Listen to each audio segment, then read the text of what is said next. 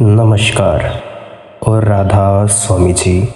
प्यारी साध संगत जी, प्यारी साध संगत जी, भजन सुमिरन करते समय और ध्यान करते समय हम सभी को विभिन्न मुश्किलों का सामना करना पड़ता है। पर उन मुश्किलों में से सबसे बड़ी मुश्किल यह है कि हम जब भजन सिमरन या ध्यान करने बैठते हैं तो हमें नींद आती है। तो साध संगत जी, अगर आप सच में अपनी नींद से परेशान हैं तो ये वीडियो आपके लिए है और इस वीडियो को अंत तक ज़रूर सुने और एकांत और शांत स्थान पर सुने, क्योंकि ये वीडियो बहुत ही महत्वपूर्ण है तथा मेरे अपने अनुभव पर आधारित है और ये आपके लिए बहुत ही ज़्यादा उपयोगी हो जाएगी। तो साध संगत जी, आज के वीडियो में हम जानेंगे कि ध्यान में नींद क्यों आती है, इसका क्या कारण है और ध्यान में नींद आने से खुद को कैसे बचाया जाए। जब खुद को शांत रखने, खुद से या परमात्मा से मिलन और स्वाभाविक रूप से नींद लेने की बात आती है तो ध्यान सबसे समग्र समाधानों में से एक है। लेकिन वास्तव में क्या होता है जब आप ध्यान की अवस्था में होते हैं? क्या आपको उन कारणों का भी एहसास है जो आपको नींद में या आपकी नसों को शांत करते हैं? लेकिन पहले आइए समझते हैं कि ध्यान क्या है। ध्यान एक गतिशील प्रक्रिया है जो आपको अपने मन पर काबू पाने में मदद करती है। यह एक महत्वपूर्ण उपकरण है जो योग का एक हिस्सा है और आपकी यात्रा में बढ़ने और प्रगति करने में आपकी मदद कर सकता है। नियमित रूप से भजन सिमरन ध्यान का अभ्यास करने से आपका मन शांत होता है और परमात्मा की प्राप्ति या उसको जानने में सहायता मिलती है। चलिए अब ध्यान के दौरान आपको नींद आने के कुछ कारणों के बारे में चर्चा करते हैं। सबसे पहला और आम कारण यह है कि आप पर्याप्त और सम्यक नींद नहीं लेते हैं। आज की दिन भर की बिजी जिंदगी में हम सभी की नींद कम से कम होती जा रही है। एक साधक को कम से कम 6 से 8 घंटे की गहरी नींद ज़रूर लेनी चाहिए। इसमें भी कुछ उम्र के हिसाब से बदलाव है। बच्चा जब माँ के पेट में होता है तो वो 24 घंटे सोता है। 5 साल तक के बच्चे 10 से 16-19 घंटों तक सोते रहते हैं, क्योंकि उनका शरीर निरंतर बढ़ता रहता है और विकसित होता जाता है और यह नींद उनके लिए ज़रूरी भी है। अगर वो नहीं सोएं इतनी देर तो वो दिमाग से बुद्धू बन सकते हैं या उनको शारीरिक कमज़ोरियां आ सकती हैं। जो बच्चा माँ के पेट में गलती से जग जाता है तो वो विकलांग पैदा होता है, क्योंकि बढ़ने के लिए, रिपेयरिंग के लिए नींद बहुत ही ज़्यादा ज़रूरी है। माँ के पेट से निकलने के बाद 5 साल तक का बच्चा 19 घंटे की नींद लेता है। 10 साल से लेकर 15 साल के बच्चे की नींद 8 से 10 घंटे की होती है।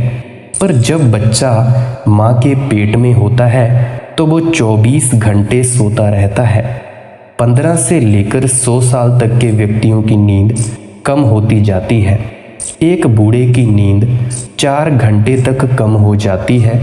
तो जो बूढ़े कहते हैं कि देखो हम जल्दी उठ जाते हैं और बच्चों को, जवानों को कहते फिरते हैं कि उठो जल्दी, तो वो सरासर गलत बात है। उठना चाहिए जल्दी, पर अपने शरीर की ज़रूरत के हिसाब से ही नींद लेनी ज़रूरी है, क्योंकि नींद ना ली जाए तो इंसान पागल भी हो सकता है।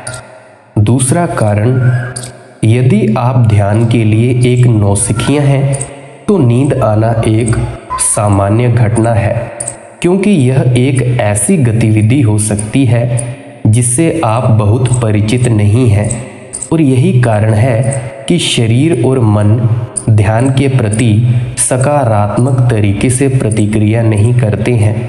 तीसरा कारण, नींद आना आपके शरीर में पोषण की कमी का लक्षण भी हो सकता है, जिसका अर्थ है कि आप कमज़ोर महसूस कर रहे हैं और इस अभ्यास में सक्रिय रूप से तल्लीन नहीं रह सकते हैं।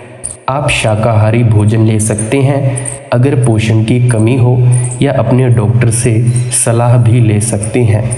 और जब शरीर को ध्यान की आदत करने की आदत नहीं होती, तो जाहिर है कि आपको अपने अभ्यास के बीच में स्वाभाविक रूप से नींद आने लगेगी। अब हम जानते हैं कि ध्यान में नींद आने से खुद को कैसे बचाया जाए। ये समझने से पहले हम ये समझ लेते हैं कि नींद आखिर में है क्या। नींद को समझ लेना बहुत ही ज़रूरी है। नींद तभी आती है जब हम थक जाते हैं और अपनी ऊर्जा या शक्ति को वापस पाना चाहते हैं। आपने देखा होगा, अगर आप बहुत ज़्यादा काम करते हैं, श्रम करते हैं, तो नींद आती है।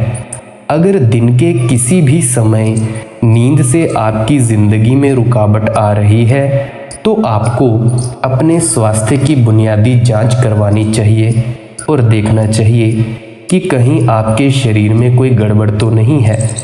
जब आप बीमार होते हैं तो आप सामान्य से अधिक सोने लगते हैं, क्योंकि उस वक्त शरीर आराम करना चाहता है।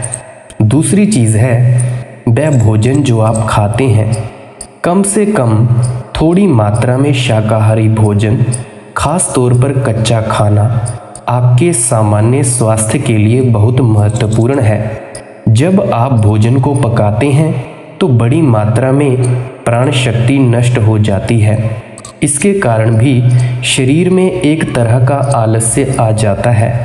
अगर आप थोड़ी मात्रा में कच्ची और ताज़ी चीज़ें खाएं तो कई दूसरे फ़ायदों के अलावा एक लाभ उसी वक्त होगा कि आपकी नींद काफ़ी कम हो जाएगी। आपकी सजगता मुख्य रूप से इस बात पर निर्भर करती है कि आप अपनी ऊर्जा को कितना संभाल कर रखते हैं।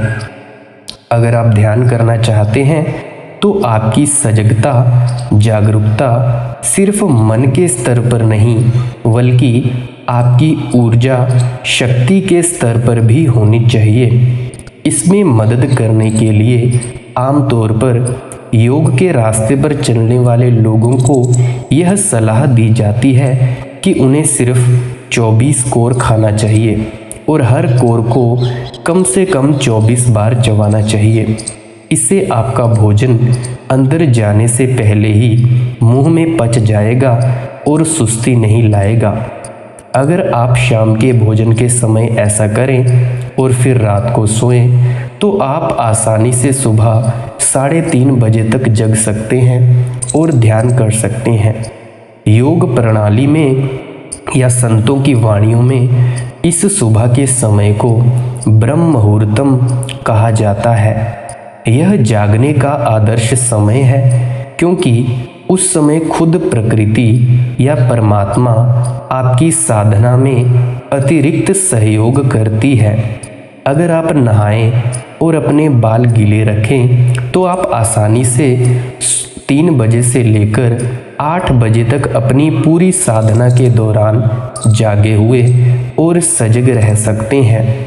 अगर आप अपने सुबह के भोजन में सिर्फ 24 कोर खाएं तो निश्चित रूप से रात के भोजन तक आपको नींद नहीं आएगी। 1.5 से 2 घंटे के अंदर आपको भूख लग जाएगी और यही बेहतरीन तरीका है। सिर्फ पेट के खाली होने पर उसमें भोजन डालना ज़रूरी नहीं है। बस पानी पिएं और आप पूरे दिन सचेत और ऊर्जावान रहेंगे। आपका शरीर आपके द्वारा अच्छे से खाए हुए भोजन को सिर्फ व्यर्थ करने के बजाय उसका इस्तेमाल करना सीखेगा। यह दुनिया के लिए आर्थिक रूप से और पर्यावरणीय रूप से अच्छा है और आपके स्वास्थ्य और सेहत के लिए भी अच्छा है। अगर आप इस तरह खाएं तो हो सकता है कि आप कभी बीमार भी ना पड़ें। अब एक सवाल और पैदा होता है कि शरीर को स्वस्थ रखने में भोजन की क्या भूमिका है। कुछ लोग कहते हैं कि शाकाहारी भोजन उत्तम है, लेकिन बाकी लोगों का कहना है कि आहार में थोड़ा बहुत मांस मच्छी के बिना आप स्वस्थ नहीं रह सकते। यह बहुत भ्रम पैदा करने वाला है। तो इसका जवाब यह है कि आप किस तरह का भोजन करते हैं, यह इन बातों पर निर्भर नहीं होना चाहिए कि आपकी भोजन के बारे में सोच क्या है, आपके मूल्य और मान्यताएं क्या है। इसका फैसला इस आधार पर होना चाहिए कि आपके शरीर को क्या चाहिए। भोजन का सीधा संबंध शरीर से ही है। अगर आप अपने शरीर की सुने तो वह आपको साफ साफ बता देगा कि उसे किस तरह का भोजन पसंद है। हर जानवर, हर प्राणी इस बात को अच्छी तरह से जानता है कि उसे क्या खाना चाहिए और क्या नहीं। इंसान की प्रजाति को इस धरती पर सबसे ज़्यादा बुद्धिमान माना गया है, लेकिन उसे यह भी नहीं पता कि क्या खाना चाहिए। इंसान को कैसा होना चाहिए इसकी बात तो छोड़ ही दीजिए, उसे तो यह तक नहीं पता होता कि उसे क्या खाना चाहिए।